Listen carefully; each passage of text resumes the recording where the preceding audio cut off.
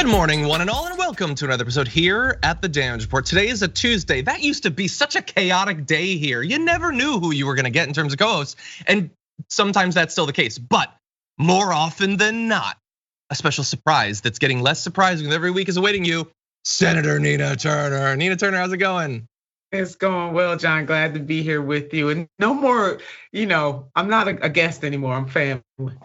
That's true. That's true. Okay, and we love to have you here. If it wasn't clear, I'm excited, and I'm excited to talk about some of the stories we have. I do want to apologize in advance, as I do for most shows. You're a really good person, and so I don't want to do this to you with the news, but some of it's, it's American political news. It's not gonna be fun. So, but sorry about that. That's okay. We'll weather it together. We will. Me and you, and thankfully a lot of you already in the chat on Twitch and YouTube and the members and everything. So thank you everybody for being here. Love to have you here. Would love you marginally more if you'd hit the like button and share the stream. So if you want that, if you're going for that maximal level of love from me, that would be a great thing to do. And if you have any comments, tweets, super chats, questions, anything like that as we go through the next 90 minutes of news, feel free to send it to us and we'll respond during our breaks. Also, little heads up that to close out the show, we're gonna be doing another Meanwhile In, and I swear we're not trying to do this, but more often than not, our Meanwhile Ins have been about animals lately. So we've got lava dogs and cocaine hippos. I swear it's legitimate news, and we're gonna be discussing it later on if you wanna know what those mean. It's not just my bar trivia team name, although it's also that. Anyway, with that, Nina Turner, you ready to talk about some news, not about lava dogs? Let's do it. Okay, unfortunately, it's gonna be a bit of a difficult transition from the jokiness, but everyone hold on to your butts, is gonna get kind of difficult. I wanna give you an update on a story we last talked about, or mostly talked about 2 years ago or so, when it broke. This news broke that a Border Patrol agents, a number of them, had been involved in a private social media group where they were sharing absolutely disgusting, violent, horrendous memes about migrants, about members of Congress. We talked about it in this video, Border Patrol agents exposed, which many people thankfully watched. And well, there was a lot of terrible stuff in there. In particular, they had been demonizing and sexualizing relatively new at that point, Representative Alexandria Ocasio-Cortez, with photoshopped images of her, let's just say it, of her being raped by migrants, by President at that point, Donald Trump. She tweeted about it last year, saying last year CPP officers circulated mock-up images of my violent rape ahead of my visit to their facilities. They hung framed photos of officers aiming guns at people on the walls. Later that day, they refused to protect members of Congress when armed Trump supporters were outside. So there's the violence, there's the rape imagery. It's horrendous that this culture was so widespread. Now that was 2 years ago, so we've had some time for something to be done, and it wasn't. The House Committee on Oversight and Reform has released a report this week about what ended up happening to all of those Border Patrol agents who were found to have been involved in that group that was sharing this absolutely horrendous imagery, including, by the way, the group being called I'm 1015, that being code for aliens in custody. It's a weird culture that they've got there. But anyway, their investigation found that, quote, a Border Patrol agent who posted a sexually explicit doctored image and derogatory comments about a member of Congress had his discipline reduced from a recommended removal from the agency to a 60-day suspension and was awarded back pay afterward. So the person who did one of the worst things, I mean, we can weigh which is worse out of the showing images of migrants who've died and having jokey names for migrants who had passed away to fantasizing about the rape of a member of Congress. It's up to you to decide how you rank, how horrible those things are.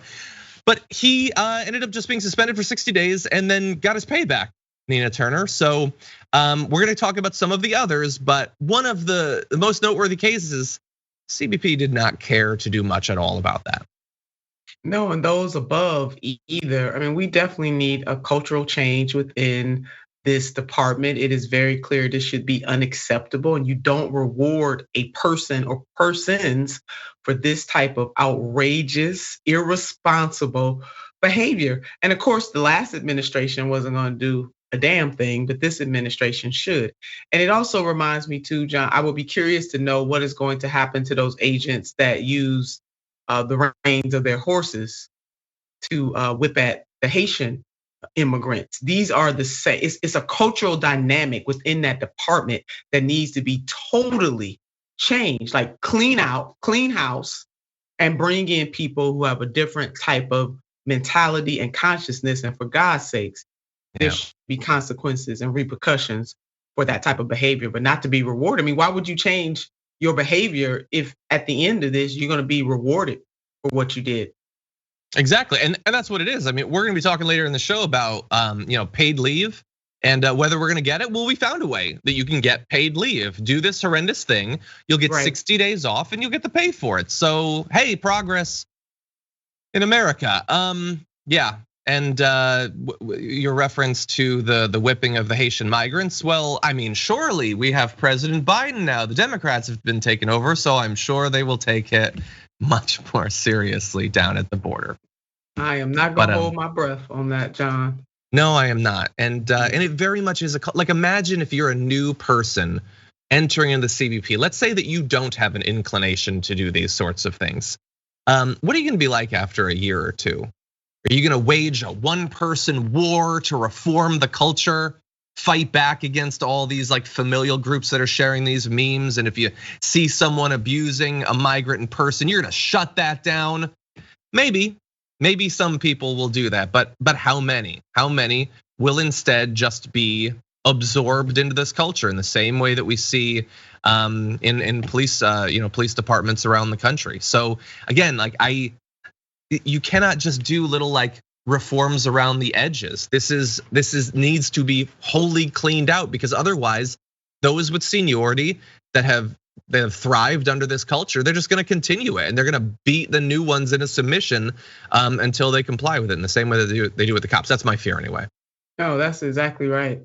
And we need people with the higher ranking to understand. I mean, why would you even, what they did to the Congresswoman certainly is unacceptable. This is probably not the first time. It's probably more public because it did happen to Congresswoman Ocasio-Cortez. But trust, this type of blatant culture exists, and it will continue to exist unless some folks are made examples of. That is the bottom line.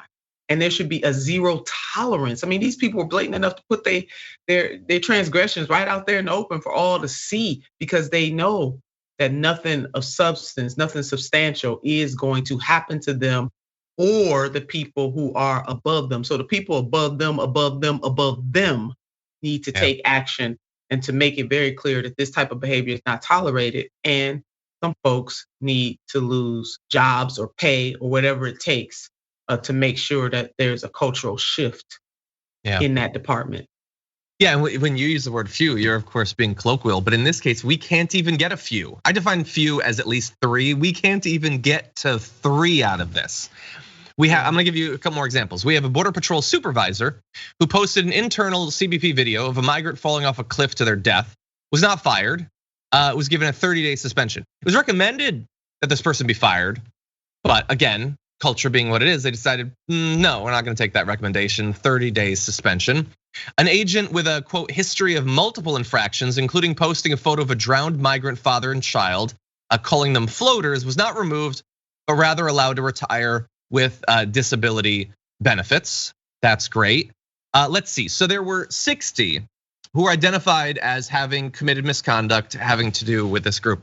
57 are still working with migrants, only 2 were removed. So again, not even a few. And you have some letters of reprimand. Oh geez, don't hurt them. Don't hurt them, CBP. 3 alternate disciplinary actions such as suspension with pay. Cenk, if you're watching this, please suspend me with pay. I've got some hobbies I want to work on. I'm sure I've done something wrong. Suspend me with pay for 30 days. And look, some people might watch this and might think, well, they're memes. Come on, they're videos. Who cares? Which, by the way, I wholly disagree with that. But the issue isn't just with the memes. These people are actually working with migrants, which I will remind you are human beings. So when they interact with those people, should we trust them with those people? Are they gonna treat them with dignity, with respect? Are they gonna trust them if they, are sick or something like that? If they're injured, are they gonna really expedite care for these people, medical help for these people? If you are a part of this culture that believes that, like, oh God, I hope a migrant dies and I get it on video so I can share it and get some upvotes. Is that someone that you would trust dealing with these humans? I don't, but CBP clearly does. Just a blatant indifference to human life. Also, in the psychology of being able to do this kind of stuff, it's not just a meme, it's not just a video. There's something wrong with the psychology of the people who work in this department, both the frontline folks and the folks above them. There's a certain psychology here that treats migrants, immigrants, refugees, people trying to seek refuge in this country. And we have laws, so we got to remind folks, we have a process by which people can seek this refuge. It is not illegal to seek the refuge. And so from the beginning, it just seems as though as soon as these people hit our shores, our land, they are treated as they are less than human beings, because there's a psychology within that department that says, regulates, in the heart of, obviously, by the way that they're acting, that somehow people coming, especially people of color, let's be clear, Black and brown, are the other. And it is absolutely an extension of how Black and brown people are treated, domestic Black and brown folks are treated here in this country. All of this is connected, as Professor Crenshaw, there is an intersectionality to this type of treatment. It's not just a one-off, John. It's not just those people over there. It is an extension of a mindset, of a construction that we feel in America, and particularly those who go into some type of law enforcement field. And so we need to attract different types of people and change the conditions and what is accepted in law enforcement across the board. I agree. Yeah. And everything that you're saying is totally possible. This isn't like, there was a report recently of, Mohammed bin Salman wanting to kill his dad with like a poison ring. And like, I can report on that and like, you can like care about it, but there's not much we can directly do. It's a different country or whatever. CBP is here. It is governed by the executive branch. And we joke about Biden, but Biden is in charge of it. So like they could do something about this. Maybe their supervisors aren't taking this stuff seriously. Can them? You can do that. You can get rid of them. You can put someone in charge of CBP that believes that fundamental reform is necessary. And I wish that we lived in a world where talking about it, like NPR had a report on this. I think the New York Times has talked about it in the last day. We're doing a video here on Damage Report. That might not be enough. So I hope that members of Congress, especially those who've been targeted by this, will bring it up. They have no obligation to, but if they want to, do a hearing, bring in the head of the CBP. I would love to see Representative Alexandria Ocasio-Cortez, who has been the personal target of this disgusting behavior, shed another spotlight on it. She's tried multiple times, and reform has been stymied because virtually nobody cares about what's happening, either to migrants or to representatives. But let's take another crack at it. We have Biden now, maybe something could actually be done. John, just because things as they are exist today doesn't mean they have to exist tomorrow. So you are absolutely right. That is the key point, that this does not have to be the reality moving forward. But people got to take action. Yeah. Now let's make it even more real. We found out this week that Border Patrol hasn't taken seriously the disgusting culture of dehumanization and all of that we've learned more and more about over the past couple of years. And I want to remind people of the cost of that, because the cost is significant. The Federal Office of Refugee Resettlement, which takes in and processes and eventually settles underage immigrants, apparently received more than 4,500 allegations of sexual abuse and sexual harassment just in the period from 2015 to 2018. So I'm not great at math or anything, but that's more than 1,000 cases a year. I'm sure that they've cleaned it up since then. Those numbers have probably dropped down to nothing. But one would hope that in a country where the right has become increasingly obsessed with the specter of a behind the scenes government cabal of people who are raping children, that this would be something that they would seize on. and maybe do something about these offices. We have 178 complaints against staff at the shelters. Youth care workers escorting the children everywhere they go are being accused of sexual assault, rape, things like that. Complaints range from inappropriate romantic relationships between children and adults to watching children shower. So that's specifically 2 children. And again, how this, like, aren't we supposed to care about children, like fundamentally? Like, the QAnon nonsense aside, we're supposed to protect children. Unfortunately, that assumes that we actually consider them human children, worthy of dignity, and too many Americans don't in this case. We also have horrendous behavior towards adults as well. So we're gonna talk about that in just a sec, but I want to give you a chance to jump in, Nina. It definitely makes my skin crawl, John. I almost don't have any words. Even the report about a dog biting the testicles of I believe it was a child, even if it was an adult. This is a mentality. This is it.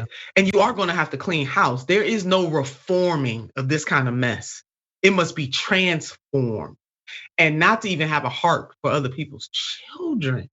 Jesus. And you know what? These children grow up to become adults. So if you don't love them as children, you damn sure not gonna love them as adults. And that is crystal clear. They treat these people as if they are the other, not deserving of. That really is it. This is in their heart. We talk a lot about, I don't know what's in so-and-so's heart. Well, maybe sometimes we can't tell what is in somebody's heart, but your actions give us a little glimpse. Not that people can't change, don't get me wrong, but your actions, and this is not individual actions, John. If this was just a one-off or maybe 2, that would be a different thing. But this type of behavior and treatment is embedded in the system, in the hierarchy, in how they operate, how the Border Patrol operates on a regular basis. So nobody can sit up here and pretend like they don't know that there's a sickness and a plague within this department that needs to be dealt with. And I mean stat. That what they say in the hospital, when you hear the word stat, that means right damn away, right away. Yep. And if we don't, what are we gonna get? We're gonna get cases like this. You referenced one. I'm just gonna run through a few of these. So this is coming from a report from Human Rights Watch. It's available on their website. They treat you like you're worthless. You can go there and get the numbers, get individual cases. I'm gonna give you just a couple of little things that they reference. So in 2017, US Border Patrol agent kneed a woman in the lower pelvis, leaving bruises and pain days later, according to her statement to a government official screening her asylum claim. Just knee a woman in her lower pelvis, that's how you treat people.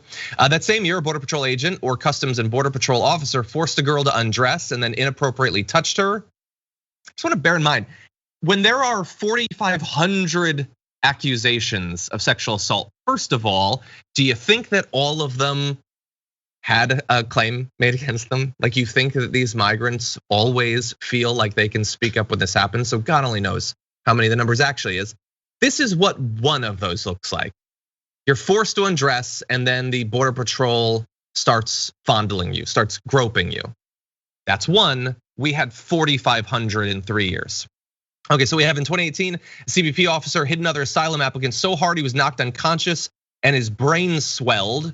That same year, an officer wearing a green uniform, consistent with those of the Border Patrol, asked an asylum applicant to give him oral sex in exchange for being released from custody.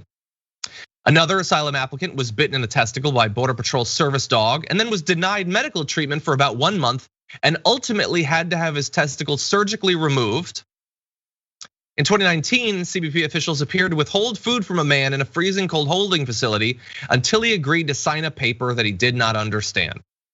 So the coercion comes in multiple forms. There's sexual coercion, there's violent coercion, there's threats of deportation to coerce migrants to do what they want, and you can be abused sexually and physically, whether you're a child or an adult, whether you're alone, whether people are around, it all happens. And this is the system that we're told is illegitimate for us to demand that it be reformed, that ICE be taken away, that CBP undergo massive reform. This is what's happening every single day.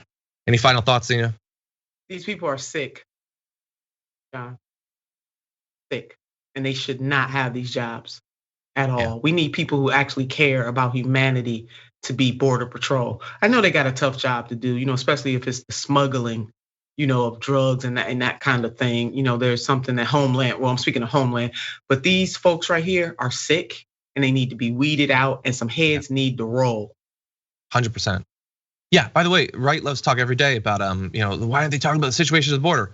Let's talk about the situation at the border. Let's talk about the inhumanity and the violence, the assaults at the border. Let's actually talk about that and let's do something about it. Okay, with that, we are gonna have to go to our first break. When we come back though, the Billionaire Boys Club, protecting billionaires to stop any reform from happening in this reconciliation bill. We've got some amazing video to play for you after this.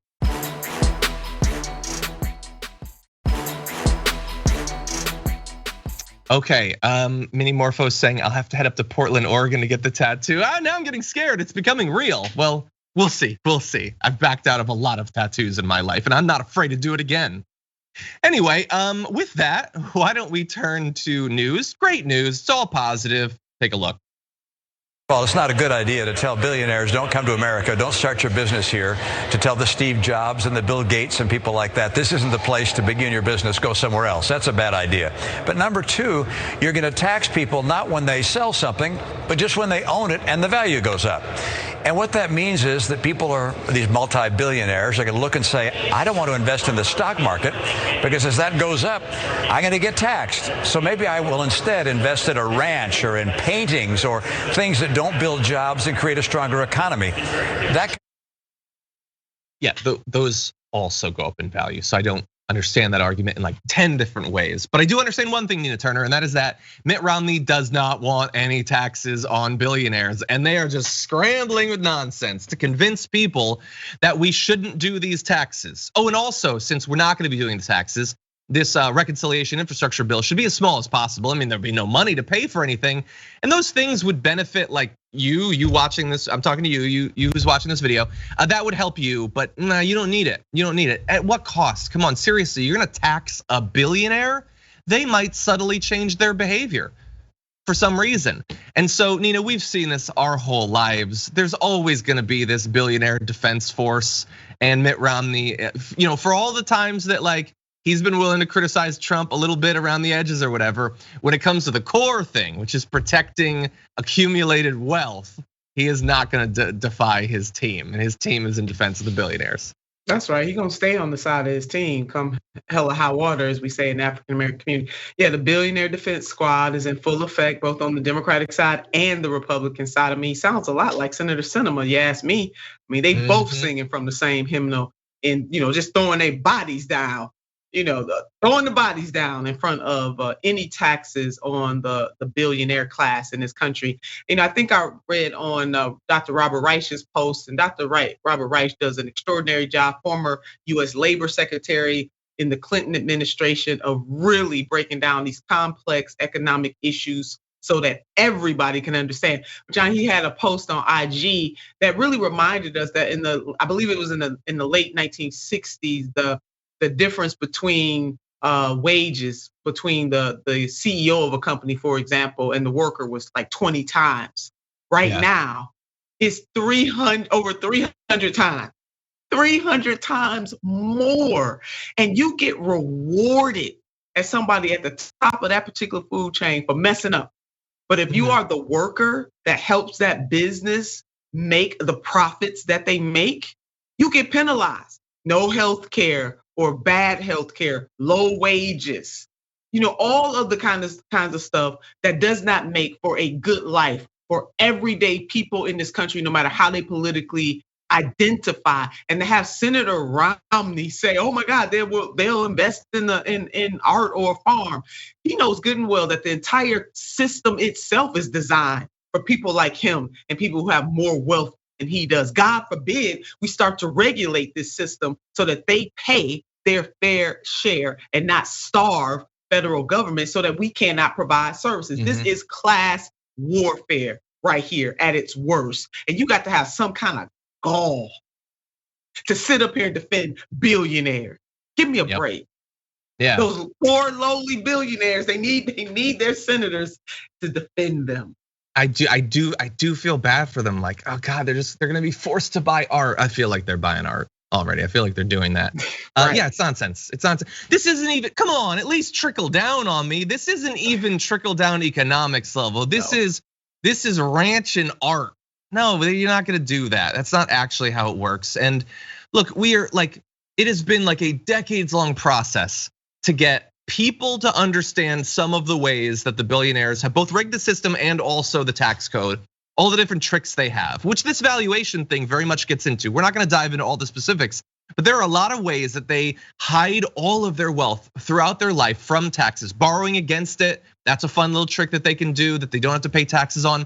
And then eventually they pass away, they hand it over to their kids, and nobody ever pays on this stuff. So they have fun little tricks, and slowly we're starting to understand them and getting a few people into elected office who will actually do something about it. And so they're getting a little bit nervous. I don't know why. They've still got cinema, they've still got Manchin. I think it's ridiculous, the idea that they're gonna have this billionaire's tax, but I hope that I'm wrong. I really do, but they do seem at least a little bit nervous. You got Mitt Romney, you also have Mitch McConnell. It's great to see those two getting along. He said this about the plan to tax billionaires a little bit. This harebrained scheme would have the IRS penalizing people who invested wisely and compensating people who have invested poorly. So that is the difference, everyone, between billionaires and people like us. They just invested more wisely. I really should have gotten in, on the ground floor on Amazon. I really just should have done. I should have taken, every poor person should have taken the millions of dollars that they were given by their family and should have invested it more wisely. That's the difference. How offensive is that?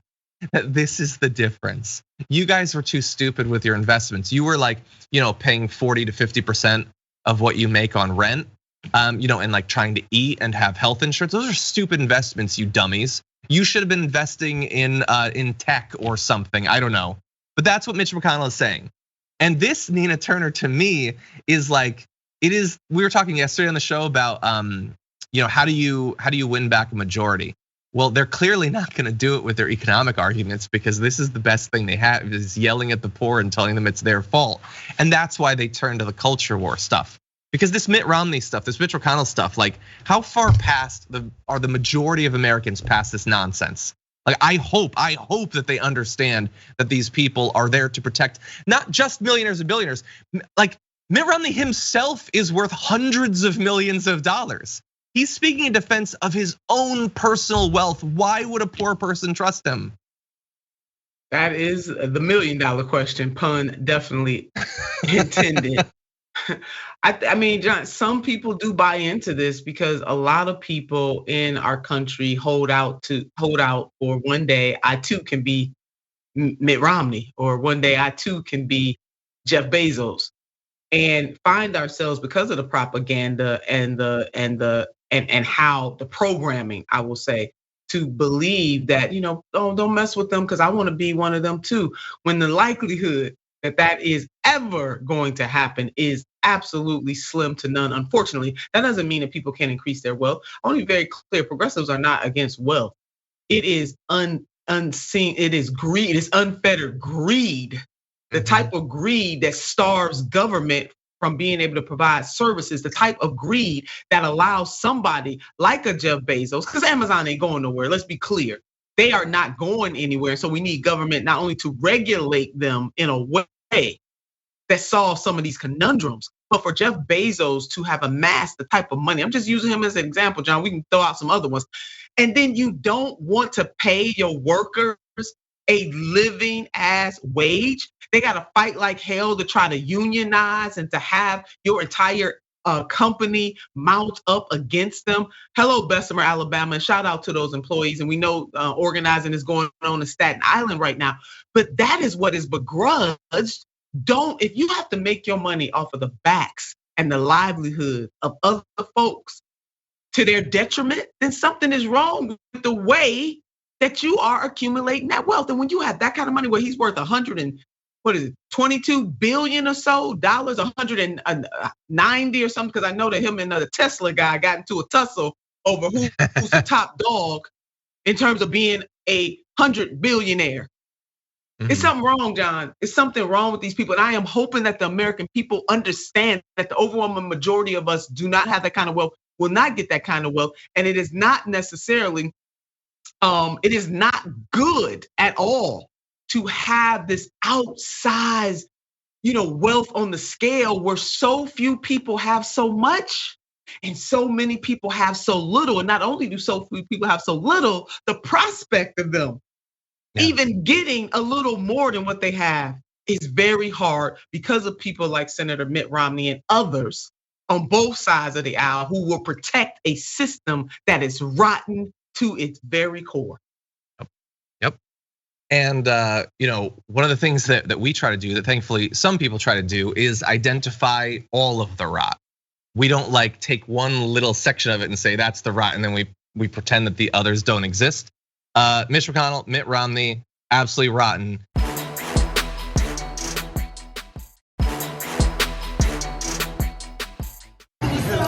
I'm from Tucson, Arizona. I think it's and I am wondering, quite interesting. I know you've met with dozens of lobbyists. I did not touch you. I'm meeting with dozens. I know you're meeting with dozens of lobbyists. The world doesn't. Okay, so that was Senator Kyrsten Sinema walking with Republican Senator Tim Scott, one of her constituents.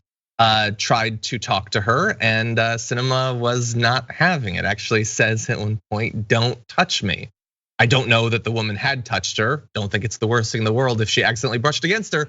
But she wasn't answering any questions. She wasn't even looking at the woman. She could not even pretend that a constituent had any right whatsoever to understand what Sinema is doing at this most critical time in the Biden administration. And Sinema, look, let's give her credit for this at least. She's been consistent. She doesn't care what her constituents think. She doesn't care about their questions. She was just really enraptured with what Republican Tim Scott was saying there, Nina. She couldn't bother to just say like, I'm having a conversation. I would love to talk to you another time. Not even anything like that. Just don't touch me. Get your dirty hands off me. I'm talking with another wealthy person who shares my concern over the wealthy. There it is. I mean, she is being who she is. The question, Arizona, looking at you, Arizona, the great state of Arizona, are you gonna reward this woman's bad behavior and disdain for her constituents? Because we've seen her multiple times. This one is not a one-off either. We're not exaggerating here. This is how she feels about the people who live in her state. Arizona, you can do a new thing, which is to make sure that this woman is not reelected to that office and that she is held accountable for every day she is in that seat, not able to sit there comfortably. Now, brushing up against somebody is one thing by accident. I don't believe anybody should put their hands on anybody. I want to be clear. Brushing up against somebody by accident, as you just said, is not the worst thing in the world.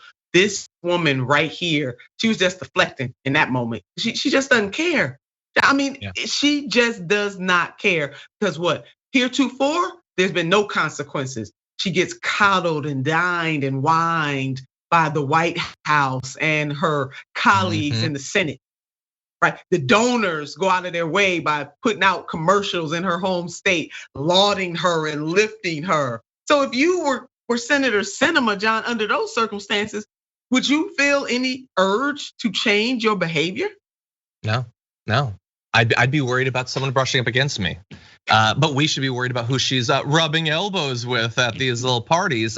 I'm glad to see she's back in the United States. I think that's great. Apparently she ended her European vacation to raise money in Paris and I don't know, Monaco. I honestly don't know because even though she's a United States senator, she doesn't feel like we need to know what country she's even going to raise money. But she is back. She's hanging out with Republicans, which I think just makes perfect sense. And people are getting really frustrated. I want to show you a little bit more video. Like this woman really does try, and she's being like she's just asking questions. She's not yelling at her. She's not following her into the bathroom. This is what we were told we were supposed to do. Let's see how far it gets her. Either no monsoon or it's the longest season. People are suffering. Your constituents are suffering. What are you going to do about climate change? Next week in Glasgow could be the last chance. Please answer me, Senator. My family, my house, we're from Tucson, we're constituents. Thanks for your work, sir. Thank you very much. Appreciate it. Oh, I love that Tim Scott did that at the end. So neither of them were gonna talk to her for a second. She's asking about climate change, nonsense like climate change. But as they're going up the thing, someone says, like your work. Oh, he turned his head and he said, thanks for that. If it's just a compliment, no criticism, no questions, they'll take that from a constituent or even a rando. But if you're asking her to make good on years and years of promises that she's made, that she accepts the science on climate change, that she'll do something about it. She was literally in the Green Party.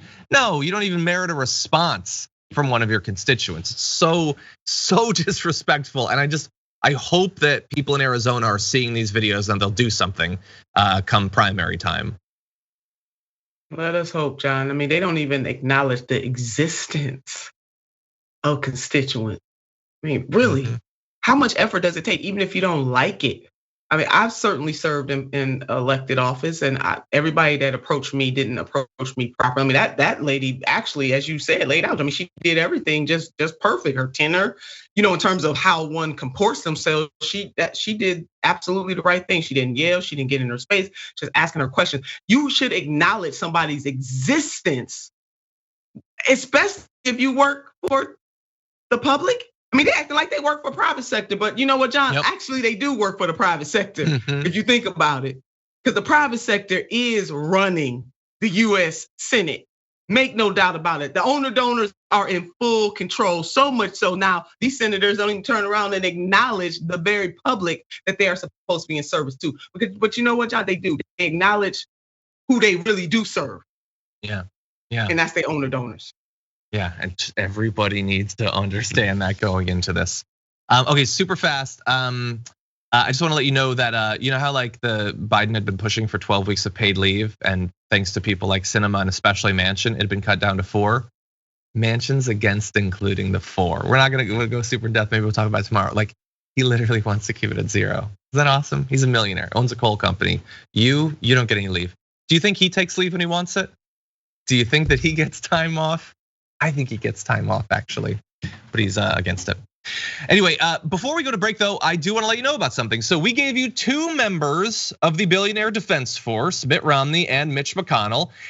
Mitt Romney implied that if you try to tax them, it's pointless. They'll just invest in ranches. Man, that dude can't stop thinking about horses, can he?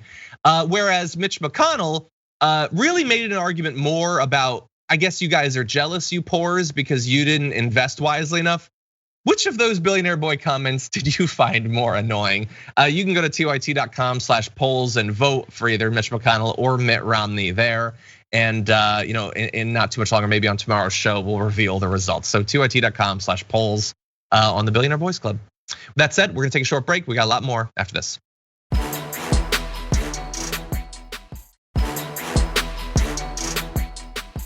Okay, everyone, gonna need you to prepare yourself. We're gonna get into another truly awful story.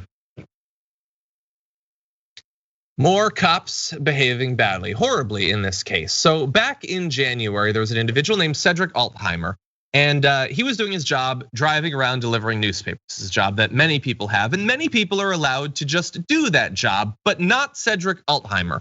Because as he was doing it, he began to be followed by Sheriff Ed Troyer.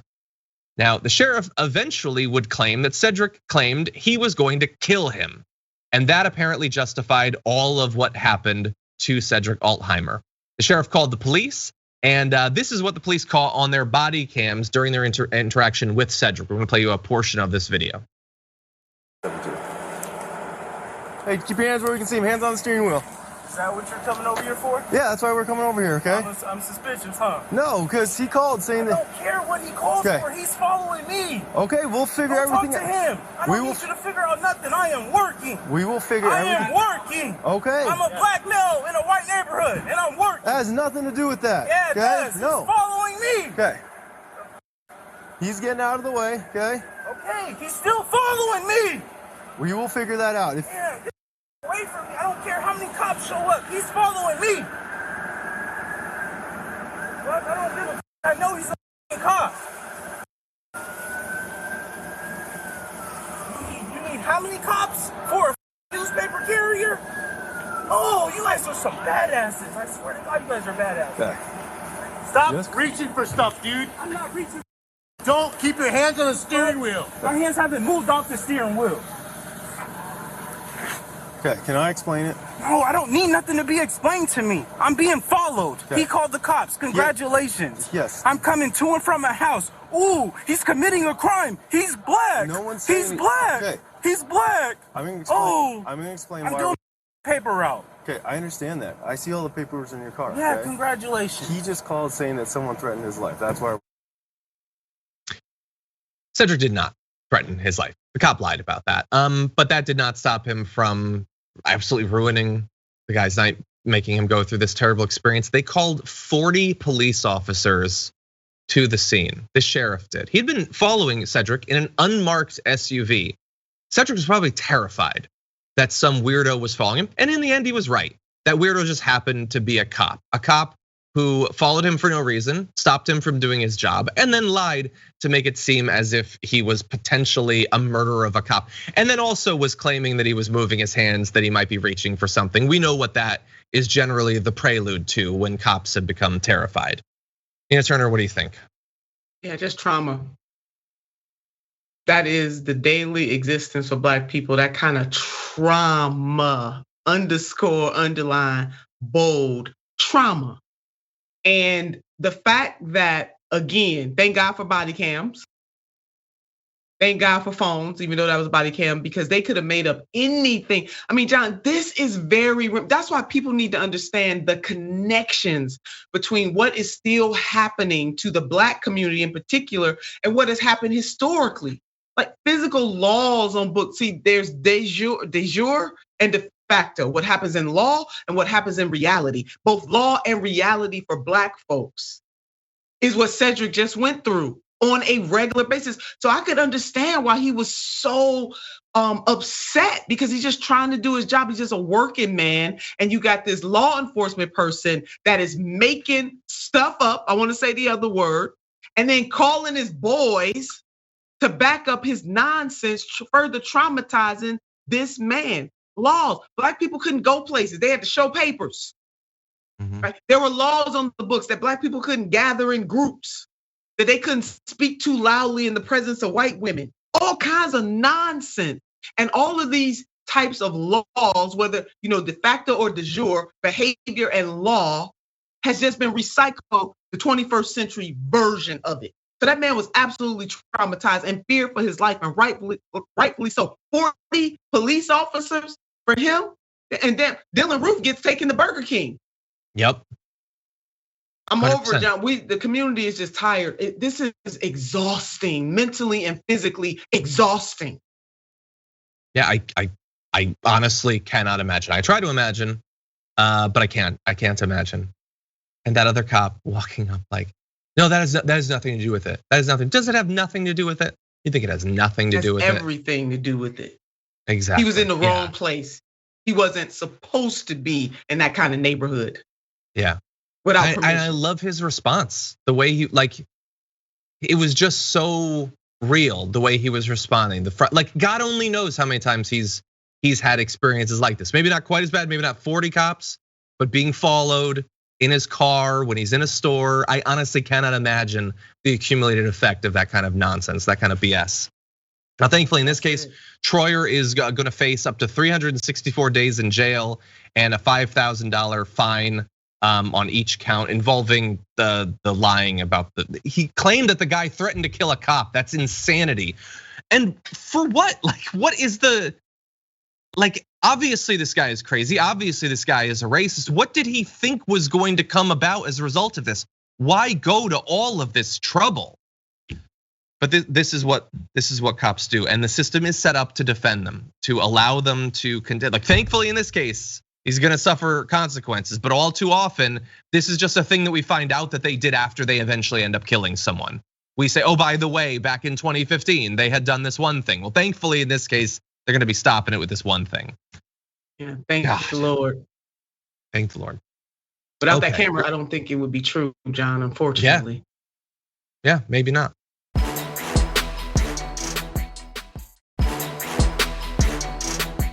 Really fast, we're gonna go to this one last story with the time that we have with the senator. So let's jump into this.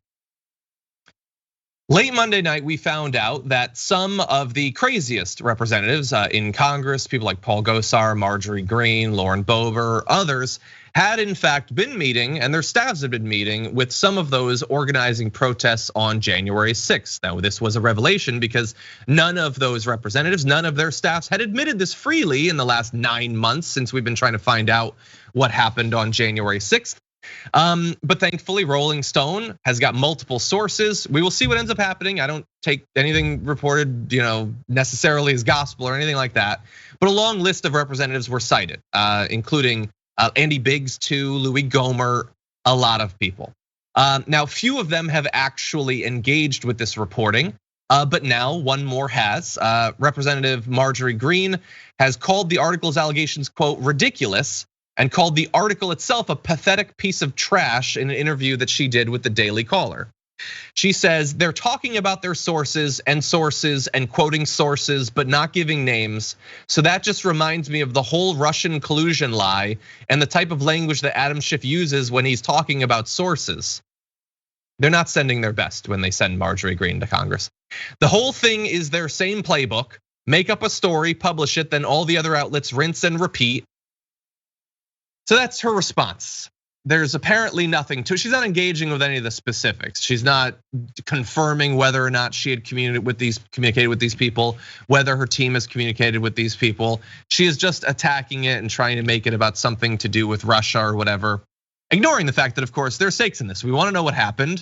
A lot went on, including, by the way, 5 people dying, 140 police officers being injured, including things like a broken spine, a lost eye, lost fingers, brain damage, multiple cases of PTSD, 2 Capitol police officers dying by suicide in the wake of it. But that is the response that we get from a representative that reporting ties to the organization of something that turned deadly. We don't get to have an honest response. She instead just attacks it and talks about Adam Schiff. Deflecting, she is. And she's a nutcase. She really is. Just deflecting. And for all the people who were injured, people who lost their lives, but particularly to law enforcement, because these people claim to care so much about and love, but these insurrectionists did not care. As a matter of fact, turned their venom on the Capitol Police wholesale. Marjorie Taylor Greene is doing what we call COA. That's what she's doing right now. And just deflecting her little heart out. She knows good and well that she or her staff has some conversations, because the way those folks, that January 6th insurrection, those her people right there. That's it. But now she's deflecting and COA. Exactly. And by the way, she could say, yeah, no, we talked to the organizers, and that was the protest. That wasn't this riot that Antifa did or whatever. She could say that. She's not even doing that. She's implying that she didn't. All the reporting is wrong, by the way. They say in that reporting that Paul Gosar talked about getting blanket pardons from the White House. And I'll ask the same question I asked yesterday. Pardons for what? You don't need a pardon to protest. Protesting is legal. You can do that. No one was arrested for going to Trump's speech. You had to literally bust down a door, threaten to kill Mike Pence to get arrested. So what were the pardons for? She doesn't care. She's not interested in that. It's not just that she's innocent, all of them are innocent. So we'll see. One representative is taking a slightly different approach. Representative Mo Brooks, he says he had no involvement in planning it. But then he goes on to say, I don't know if my staff did, but if they did, I'd be proud of them for helping to put together a rally lawful under the First Amendment at the Ellipse to protest voter fraud and election theft. So he kind of throws his staff under the bus, but then says, hey, if you're under the bus right now, it's actually cool. It's a great place to be. Thank you for your service. Also, Biden stole the election. So this is where we're at in America. Our representatives can do and say whatever they want. There are like basically no consequences. They can threaten violence against Speaker Nancy Pelosi and Barack Obama. That's what Greene did. Like, she is perhaps the worst. She lost her committee assignments. That is as far as the accountability goes these days. Yeah, and she doesn't care because most likely, unfortunately, she's gonna get reelected. So we need the folks to wake the hell up, John. This is it. None of this is acceptable at all. No. So we're gonna see. Maybe we'll find out more. Supposedly they're gonna speak to Congress. Those sources, we'll find out. In any event, that is unfortunately all the time we have at this first hour. It's also all the time that we have with Senator Nina Turner. As always, thank you so much for joining us. Until next time, John. Thank you. Everyone, become a member so you can check out Power Hour. You can get a taste of it in podcast form on Monday, so check that out. For those of you on Twitch and YouTube, the members app, we do have more coming at you. We're gonna take a short break, but we'll be back after this.